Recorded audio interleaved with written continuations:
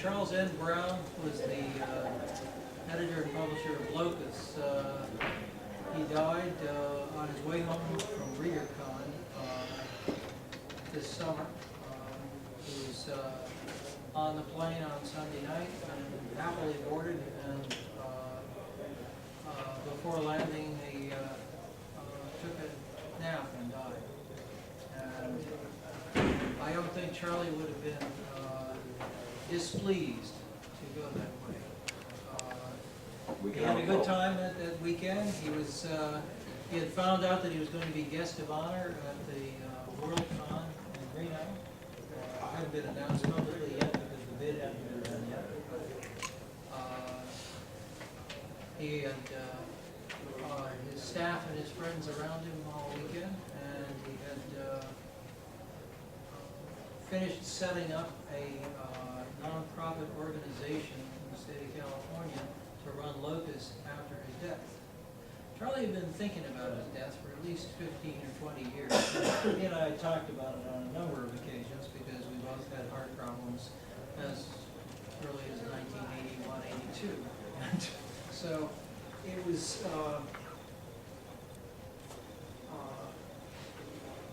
not a terrible shock that Charlie had passed away, but it was a shock that it happened when it did. It was a surprise because we'd all just been with him. You know, we spent time with him, and we'd been tootling around in his motorized chair, you know, proposing marriage to young women. And, you know, literally the truth. Yes, but he had he was traveling back with his sort of his Amelia Beamer, who works for Locus Magazine, and she was in the seat next to him. And she emailed me the next day. They were on Virgin, and she sent something, an email that she forwarded, and she said, Charles would have loved this. And it was a letter from Virgin Airways. Dear Mr. Brown, we understand there were some problems with your flight yesterday. Yeah. And it went on, you know, we sincerely apologize for, you know, there was this whole thing, you know, a passenger was taken ill. And so I said, we hope that we hope that your next flight will be a better one. He was really amused by that. He died inside a Virgin, huh? Yeah.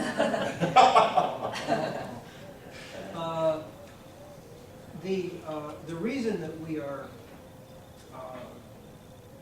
bothering to hold this panel is that he was not only a friend of some of us, he was a friend of mine for a long time, but he was a crucial figure in the science fiction field.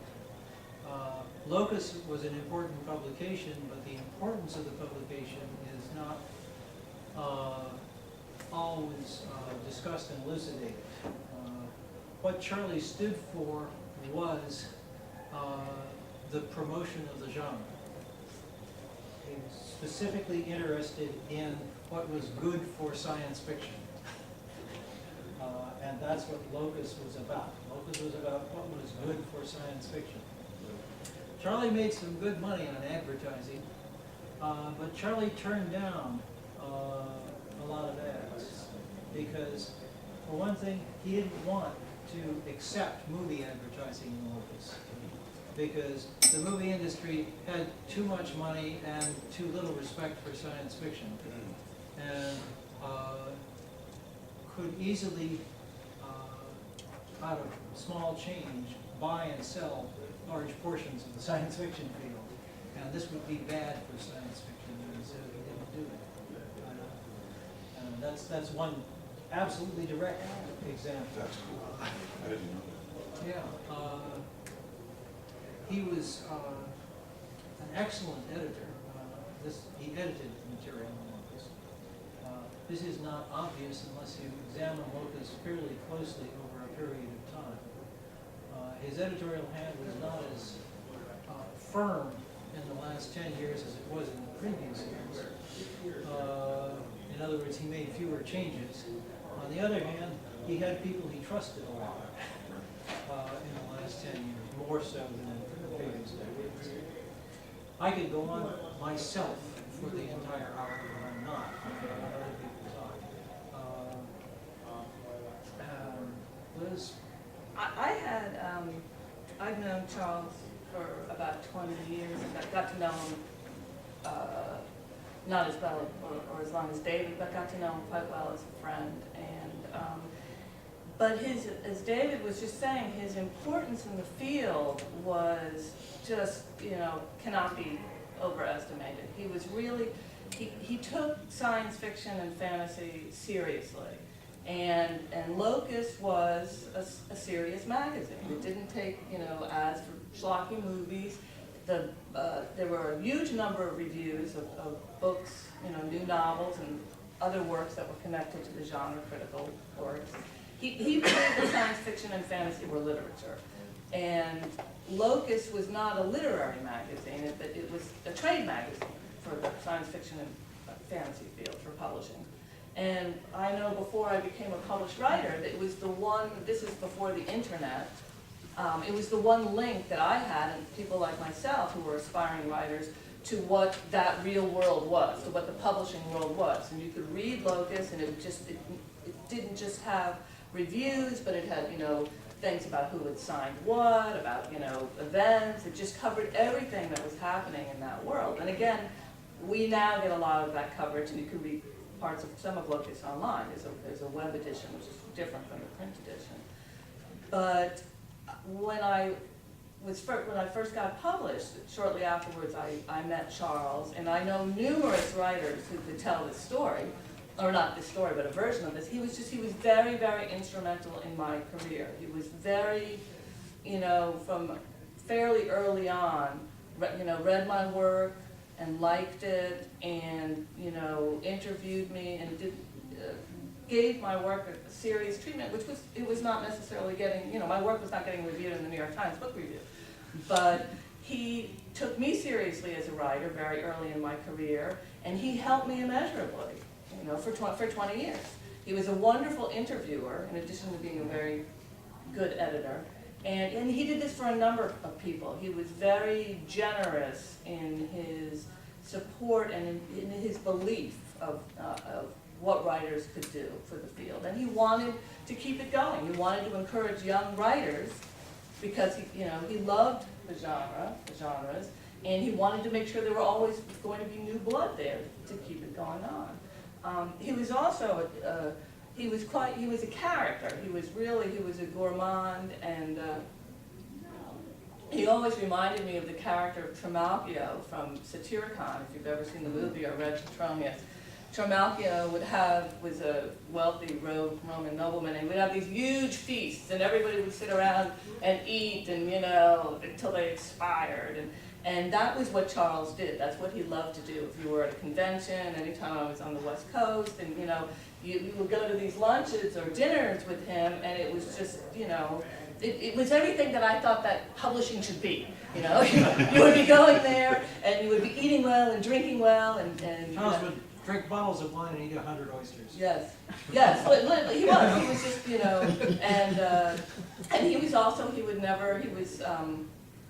rather rotund, and he didn't wear shoes. He never wore shoes. It was, he would have, and he had painted toenails, so you would see him, at a convention where there'd be you'd see people in masquerade costumes, but you also see many people in professional costumes, and he was a professional, he was an editor.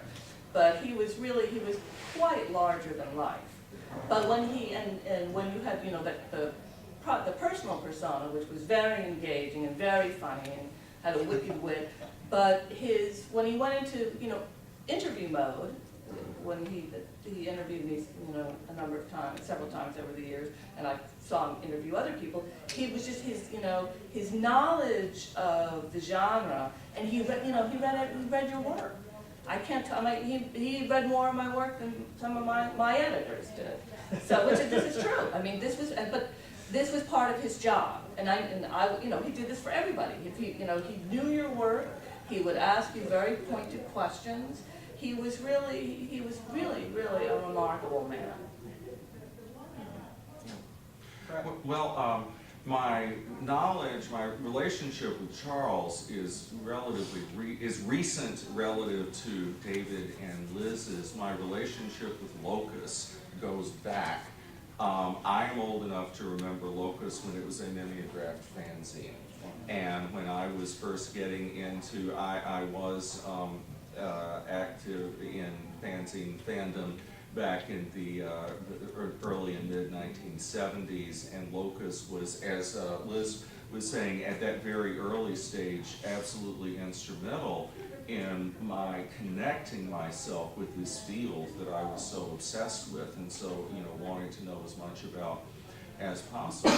It was bi-weekly. It was bi-weekly, yes, the newspaper of the science fiction field, and, you know, every 2 weeks it would show up in the mailbox, and there's that, you know, Rotzler cartoon or whatever on the thing, Rotzler, Bon Baudet, or, you know, take your pick. I mean, let me not wax too nostalgic here. And, but then with, you know, this nuts and bolts stuff about the field and book reviews and all of that, and I saw it evolve over the years. I drifted away when in college, in my early years in graduate school, is when I really drifted away from science fiction and then drifted back to it. And when I drifted back to it, Locust had become something else. It was then it was offset trend, and then it was much more magazine.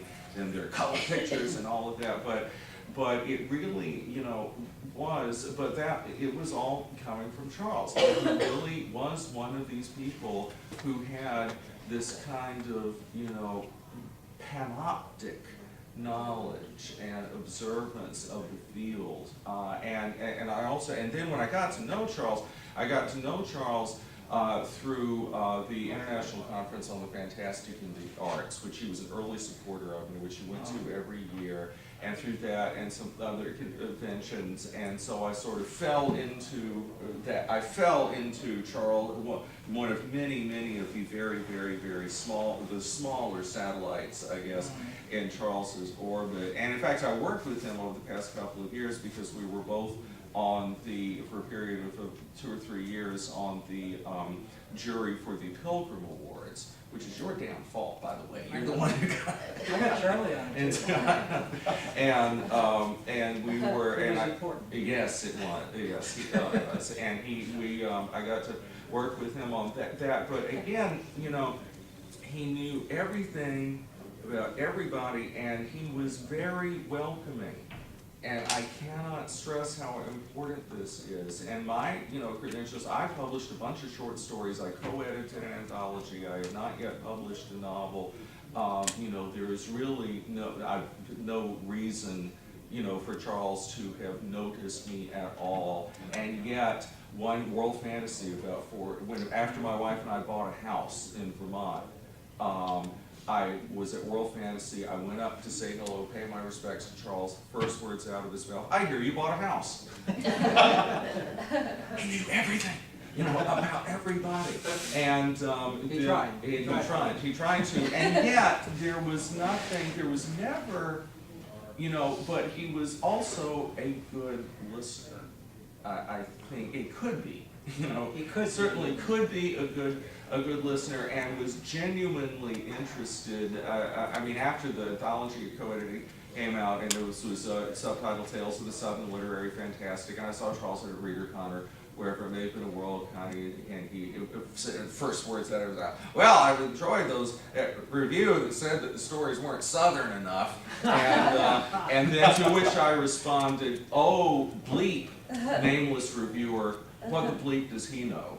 And Charles roared with laughter. He just thought that was just great. And then the other thing is that at a BossCon one year, I was, if you were ever in the Locust Suite, you know, I never had the opportunity to visit the headquarters there in Oakland. I never had that experience. But if you were in the Locust Suite at a convention, it was like being in Keith Richards' dressing room. It was just, you know, central. This was the core. This was a comparison that Charles would undoubtedly scorn, opera lover that he was. Yeah. But it was there, and there was a BossCon where I had a late night panel, and then I joined several of them for dinner, and then it was like me and Gavin Grant and Judith Bryan.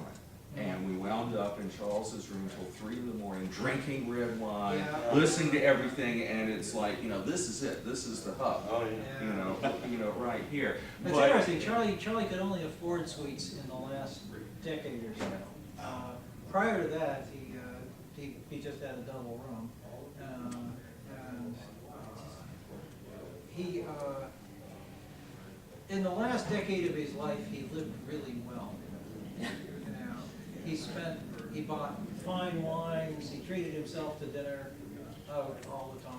He treated other Flew all people over the world to see all over the opera world. productions. Right, he Including was- Australia, Yes. just to go to an opera I'm sorry, production. he was a man of, just extraordinarily, and just to frankly, to look at him, to be aware of the field he had chosen to work in, the naive person might not expect him to be a lover of opera, a purchaser of fine art, which is these really classy old world tastes. And I have to say this, when Lucius Shepard did his thing on Charles after he died, on Live Journal, he said, Charlie Brown was the coolest weird guy I knew. And I think that's an accurate. Charlie, it's like, Charlie was a nuclear engineer. Yeah. Built nuclear power plants. He only took Locust, to a full-time commitment when the nuclear power plant industry basically collapsed in the 1970s and he was out of a job. They moved him to San Francisco from New York, and he worked for Bechtel. And Bechtel laid him off, and he was really worried. And he said, "Well," I said, "it's going to be tight, but I think I can just make it, if I push Locust,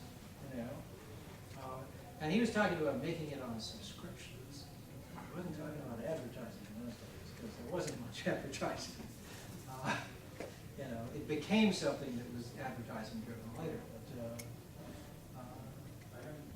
but that was his deep breath. He was a fan. He was a fan from the New York area. He grew up in the New York area. He was in fandom from age 13 in the late 1940s. He was a smock. He ran Lunacons and played Spanish politics. And he was a part-time book dealer and all of these things while he was, getting his education, got married, became a nuclear plant engineer, and so forth. And then everything changed, in the 70s. Yeah, you go. Well, it just turns out by happenstance that going from David down to me, David's knew Charlie the longest and the best, and then Liz next longest, and then Brett, and I'm the least probably.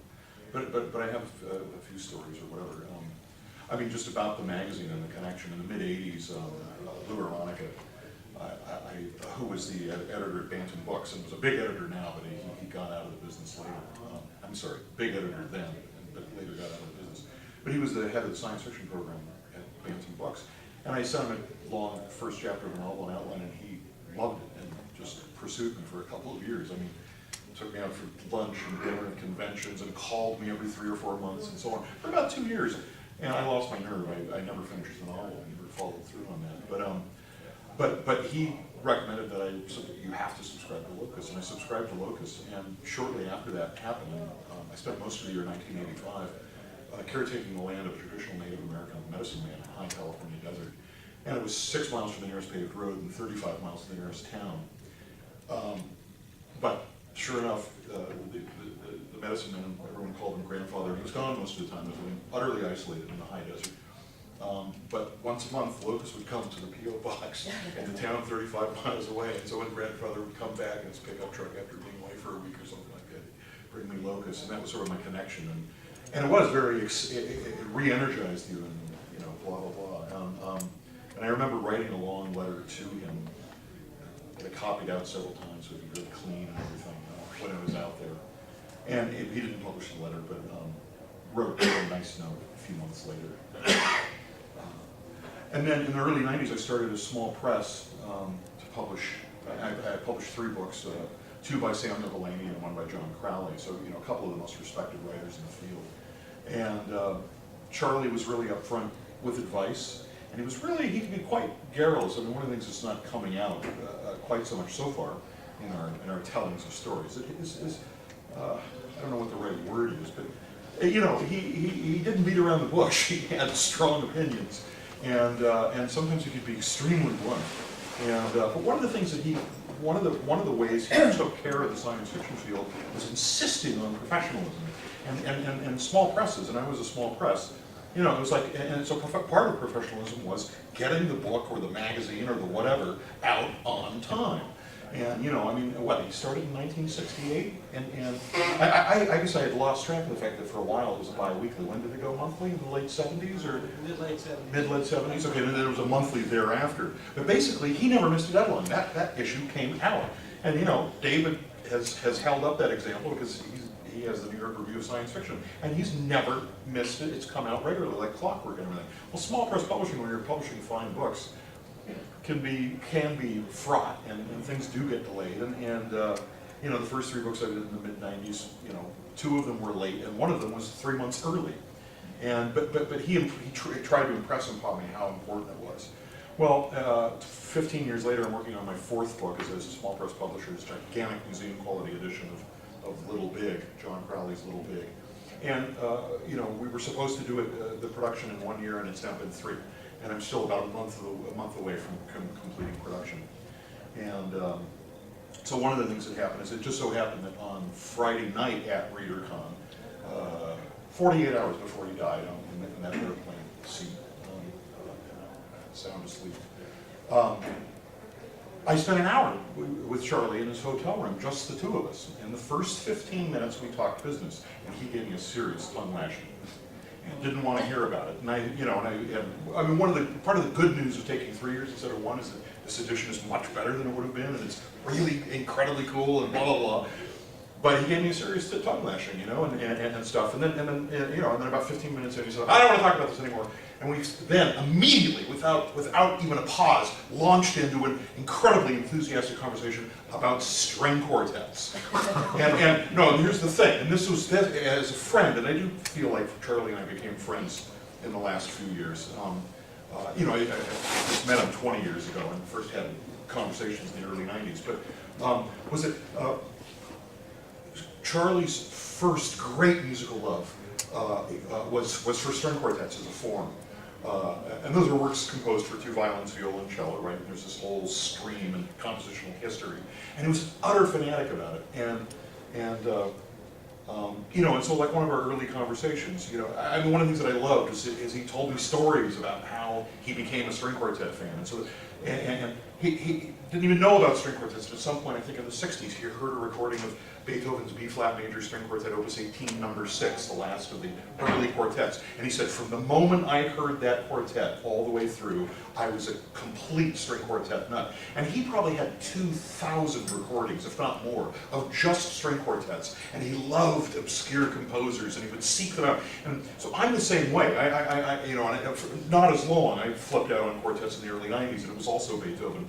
But so one of the things that I meant to bring it this morning, and I forgot, I got home last night at about 11:30, and one of the things that arrived was a package from Germany, and it was from the first violinist of a German string quartet who's interested in some quartets that I dug up, just as an amateur scholar and everything, and co-edited the first modern publication of quartets written 200 years ago. And this group was interested in pursuing them, but they had previously recorded, it was their most recent recording, it was the world premiere recording of 3 string quartets written in 1806 by a Czech composer named Jan Ladislav Dušek, whose piano sonatas were a big influence on Beethoven.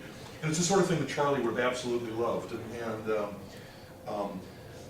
So that was, for me, and then he was a huge fan of Robert Simpson's string quartets, who just died a few years ago, and he loved it. And so it turns out Kim Stanley Robinson is a total string quartet freak, and it was Stan 4 or 5 years ago. So Stan and Charlie would have these long phone conversations, or whenever they got together, they would go off and freak out on string quartets and stuff. And I don't think that Charlie had a lot of people that were big string quartet fans at that level of in other words, but Stan told Charlie that that I was a huge fan of string quartets. And so one of the, I can't even tell you how moved I was by this, because Charlie you know, Charlie is this amazing larger-than-life character, and I always just loved talking to him, and I always felt a little tongue-tied when I ran into him at conventions and so on. And then at Saratoga Springs in 2007, where the World Fantasy Convention was, Charlie came up to me on his motorized scooter, and he said, "Hey, want to go up to my room and listen to string quartets?"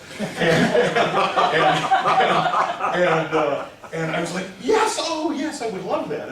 And we did, and we went up and spent like 2.5 hours, just the two of us, right? And he had this little, nifty little set, these tiny little speakers that kicked butt, right? Because you get these new, and we sat there, and it was just glorious. And it wasn't just string quartets, but we listened to strings, and I had happened to have brought a few CDs with me, some of them with Charlie in mind. I thought, oh, here's some rare string quartets, and of course he already had all of those recordings and everything. I was like, oh man, you know, but we went back and forth, and so he had CDs and I had CDs, and we listened, and that was just so incredible. And so, and then 2 days before he died, we had that last conversation about string quartets. So I mean, it was only a month later that it suddenly dawned on me, I'm probably the last person Charlie Brown ever had an intense conversation about string quartets with. And Sunday morning, the morning he died, I was down at breakfast, and I joined Gerd Gilman and Faye. Ringo. Yes, Ringo, for breakfast, and we were right adjacent to the Locust table. And there was Charlie, and they sort of wrapped up when we were like halfway through breakfast. And Charlie, Charlie turned in his chair, and it was like he stared at me for like several minutes. But you know, Charlie was massively wall-eyed, you know, so I mean, just describing him as staring at something. Charlie Brown reading.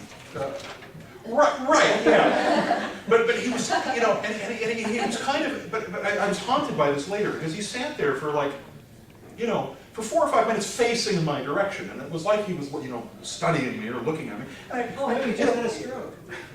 Oh, I don't know. No, but it looked like, I mean, he was wilting. He was sitting there and he was just sort of like, just wilting and looking at me. And I waved, and he sort of waved back, and I kept on with the conversation. And I keep looking back, and there he was looking at me and stuff. And then they finally got up and go. And then, like, what, 12, 14 hours later, he died on the airplane. Right. And I was half joking because my wife and I had a conversation on Saturday night at ReaderCon saying, you know, Charlie's behaving a little odd. You know, he's Saturday night? Yeah. I didn't, yeah. And you know, even for Charlie, I mean, there's a little bit, something's going on there. Yeah. And Catherine said, you know, it's like he had a small stroke. I said, well, it's quite possible. He's had small strokes before. And so. Well, and then we found out too that his last 2 interviews were with Samuel R. Delaney and John Crowley, in that order, on Saturday night. Oh, and just if I can interject a comment about his interviews, because every issue of Locust for at least the last 15 or 20 years had an one or two, usually two interviews. Started out with one, then began 2. Yeah, and basically the pattern was that Charlie, and sometimes Charlie and other members of the Locust staff would sit down and interview somebody, and then what they did is they edited themselves out of the interview. And so the interviews were essentially single first-person narratives. And they did it just so beautifully, and it was like, you know, and so you get this lovely essay essentially by the writer, you know, and they just had a special knack for editing themselves out and creating a very seamless narrative. There was a smart way to do it. Charlie would be very garrulous in those interviews sometimes. Yeah. And he would spend literally hours, sometimes 4 or 5 hours doing one of those interviews. And what you got in the magazine was the good parts. Right. Okay, he would edit out all the boring stuff. Right. You know, all of the asides, all of the digressions, and you would just get whatever good came out of the interview. Basically, that was the biggest change in this. Charlie, for one thing, I was a critic of this from the very beginning. I would go over to his place, Fordham Road, in New York, in the early 70s, twice a month on a Sunday, and collate Locust. In other words, we would go over in the magazine, we'd lay down on the table, we'd mimeograph, and we would, wind up with some people, and we would walk around the table, picking up sheets, putting together the issue, stapling them so it could be mailed. And then everybody would go out for dinner. Charlie really wanted to get publishing people to come over and help and talk at the same time. This was useful for me. I was a kid editor at the time. I had just started working at the Newmarket Library editing paperbacks. And I was meeting people from the Doubleday Publicity Department and from various other places at the colleague sessions, as well as a number of local fans. And Charlie was also a book dealer, and I'm a book collector, and Charlie's a book collector, so we would talk about books and book collecting, and I would buy books from him sometimes. I was friendly with Richard Powers, the artist. He liked Powers' work. I got some Powers work. Charlie bought the Powers work. And we decided that he and I really knew more about the science fiction field and the way it ought to function than anybody else, so that we would set out to change it. And we did, in a very actually long-term and thorough way. We decided on what kind of book reviews Locus should run, I was writing book reviews for Crawdaddy magazine at the time. What directions in the literature should be reinforced and what should be de-emphasized. What kind of news was most important and what kind of news was less important. And so by the end of the 70s, we would joke, and we were still joking about this at ReaderCon this year. Who runs science fiction? We do. It was. If you were in his hotel room or at one of these legendary dinners or lunches, it was sort of like being in a star chamber, in which you would hear Charles, the other editors. And we would talk and about publishers. who should win the Hugo, who should win the Nebula, how the award should be organized. Charlie and I were both instrumental in organizing some of the awards in the field. Charlie would give advice to publishers on how they ought to organize their publishing lines. He did that a lot. I think he did that with Bantam Spectrum. Oh, absolutely.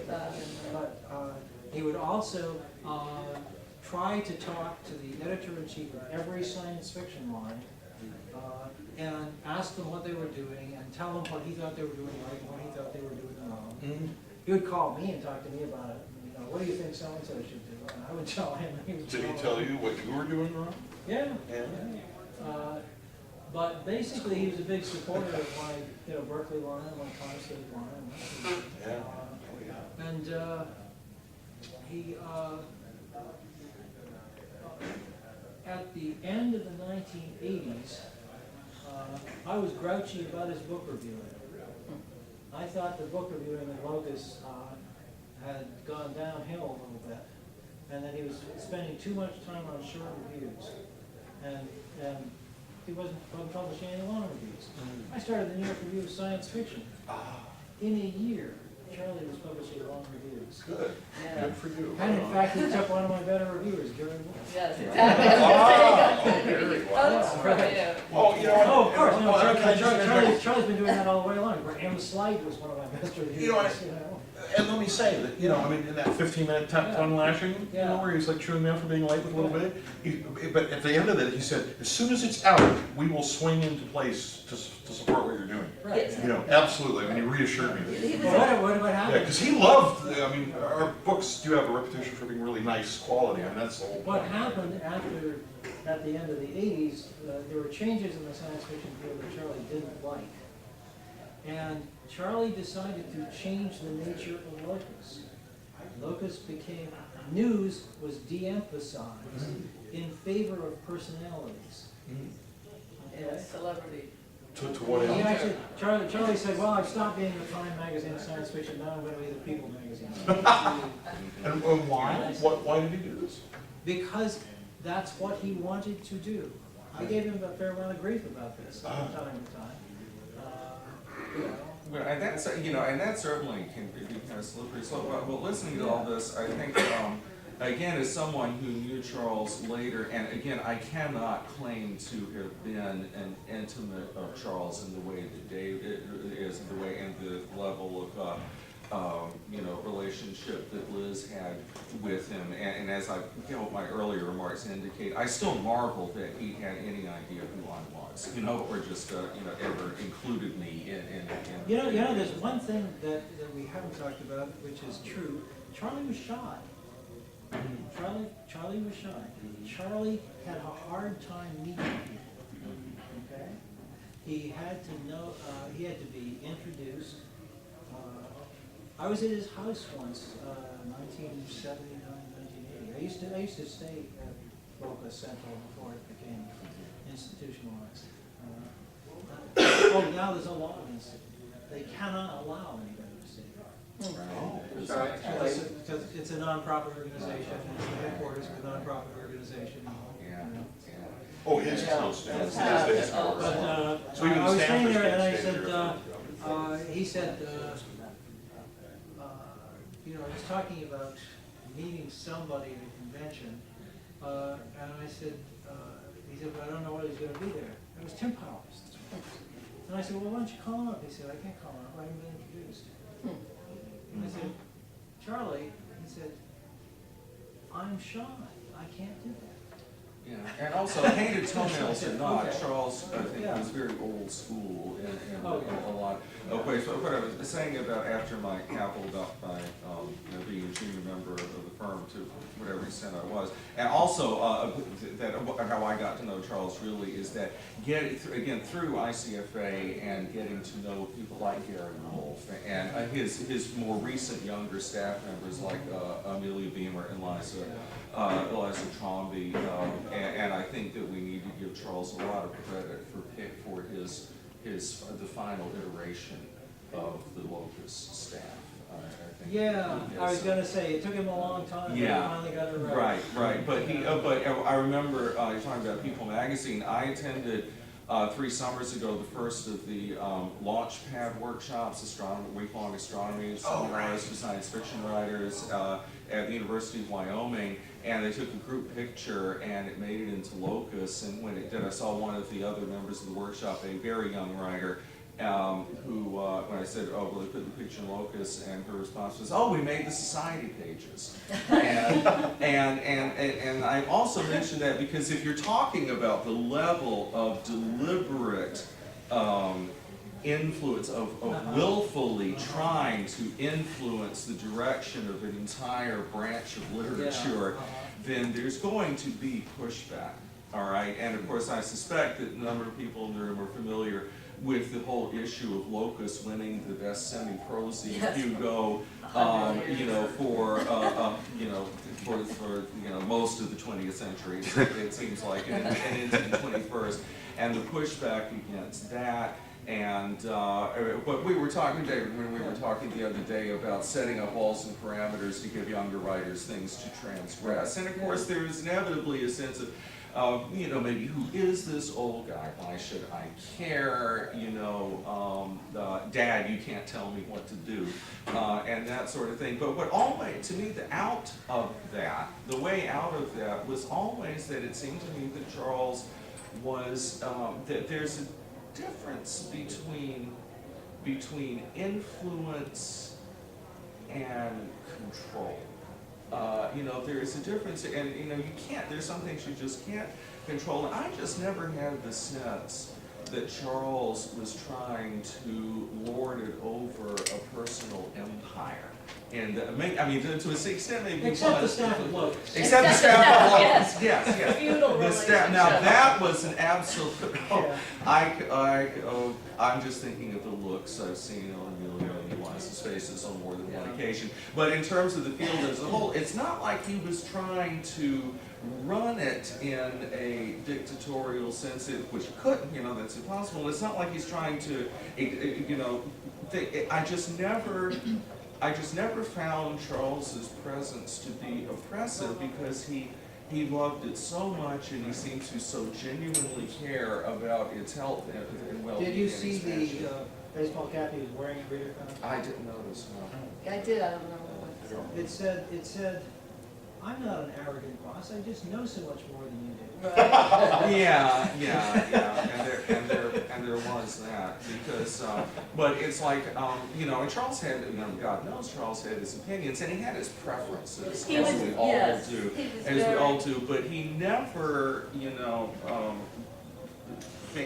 just look at the people he interviewed over the years in that magazine, and there is no cohesion there other than the fact that they're all working in various examples of the literature of the fantastic, as some people put it. So there's the interview with Stephen Baxter, but there's the interview with Helen Link, and there's the interview with Liz Hand, and there's the interview with Celia Holland. Well, he was very, He was very opinionated, and there were people who never got reviewed or interviewed. yeah, and Well, he, yes. There are There major were. figures in the field who never got reviewed and never got interviewed. Huh, major figures, for example. Robert Sawyer. Robert Sawyer finally got interviewed, but his last 15 books were not reviewed in Locus. Really? Yes.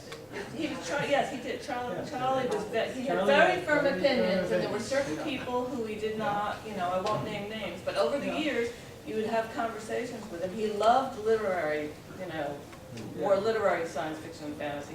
He would He interview. liked hard science fiction. Yes, he liked hard science fiction, but hard science fiction can be literary, but he would, and he always made a point of, trying to boost literary writers who would not necessarily have commercial appeal, and he would always balance that with the best-selling writers who did much better, but there were some people who made huge amounts of money with hugely successful books, and he would not review them, he just wouldn't do it. And they would come up to him at, cons and say, Charlie, why don't you review my book? And he And just, Charlie would say, "You're not important." yeah, he just. No way, really? Yes, he would. Oh, To their face? Very, very blunt, Yes, he would. yes. Oh my Charlie, God. Charlie could be awesomely rude. He could be just awesomely rude. You got a policy of never writing a bad review. Right. Therefore, if you didn't like your work, That's right. Well, you know what because that sort of provides a little context, because one of the pleasant moments was that I published John Crowley's short story collection Antiquities in 1993, and it was shortlisted for the World Fantasy Award the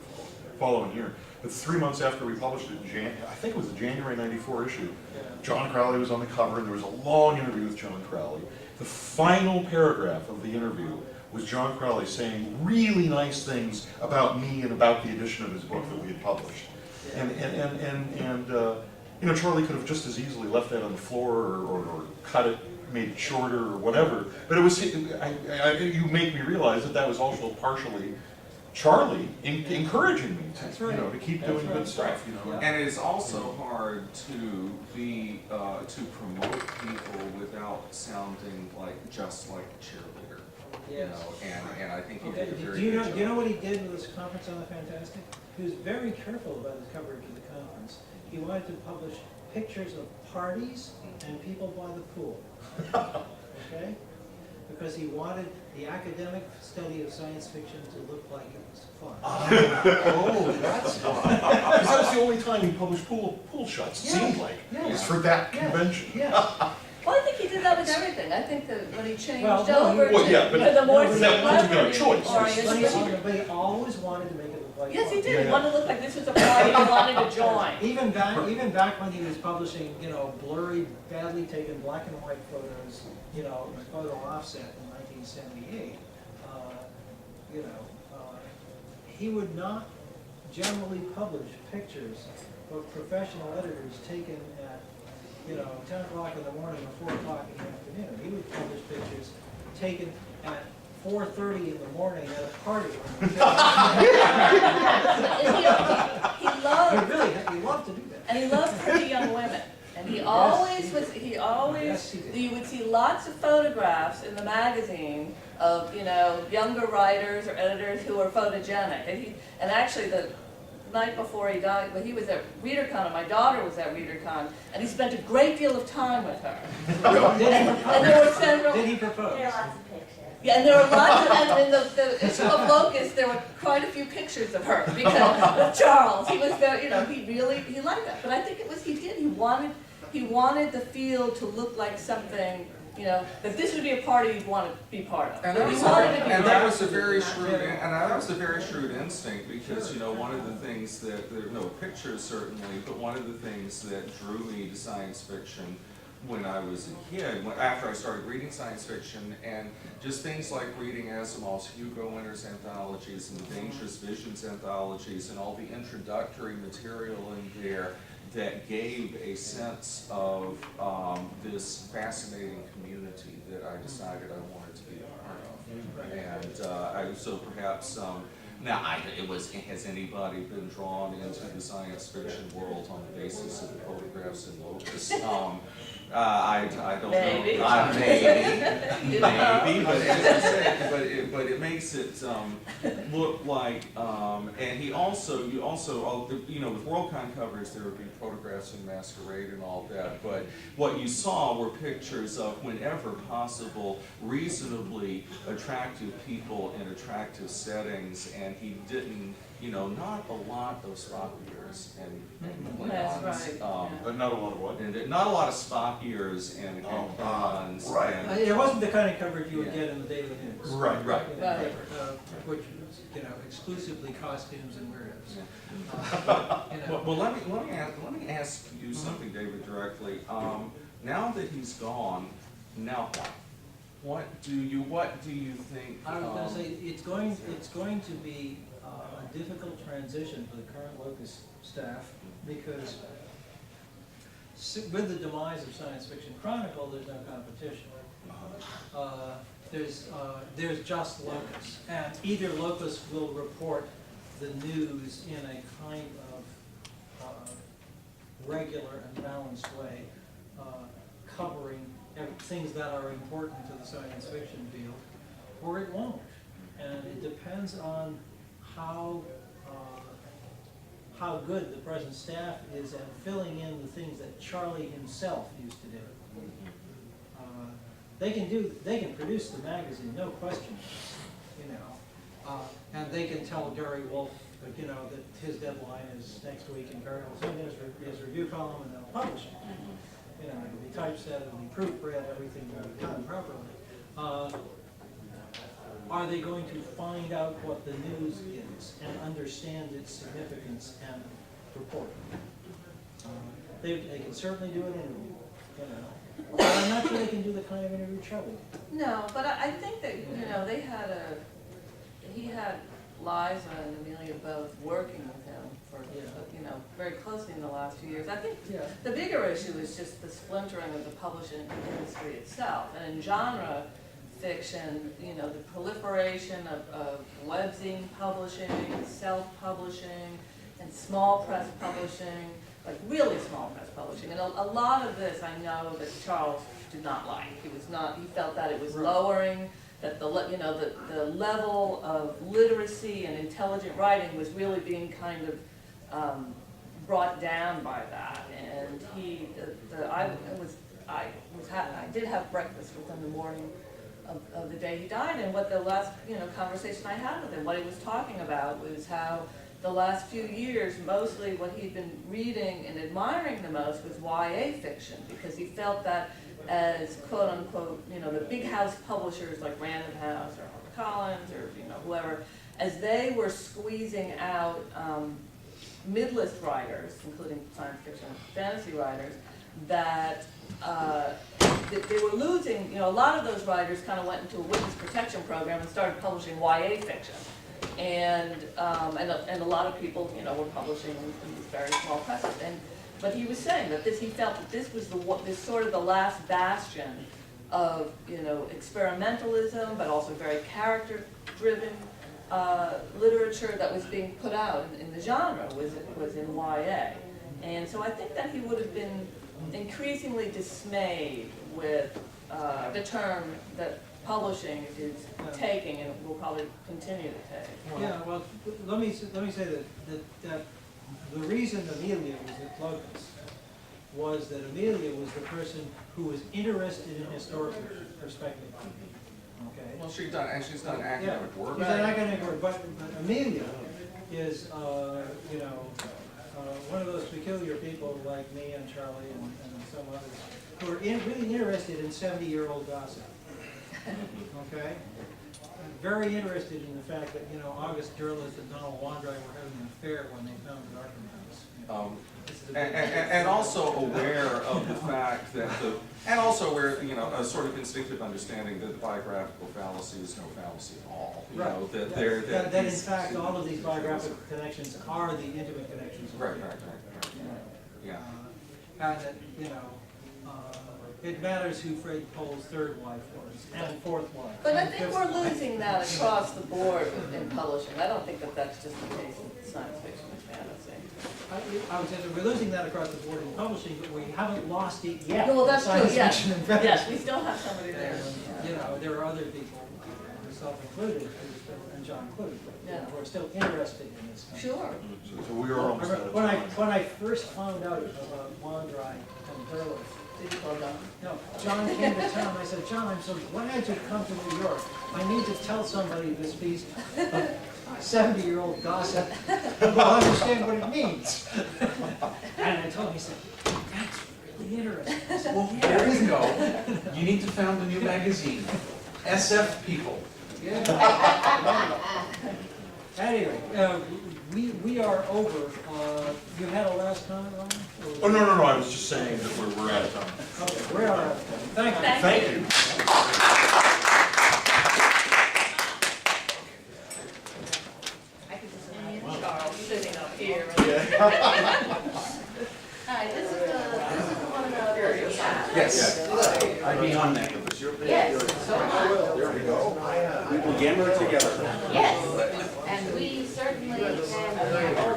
We have even older gossip.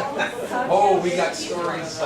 My case only goes back to the Carter administration. I go I would back. say, you mid Trudeau period. I go back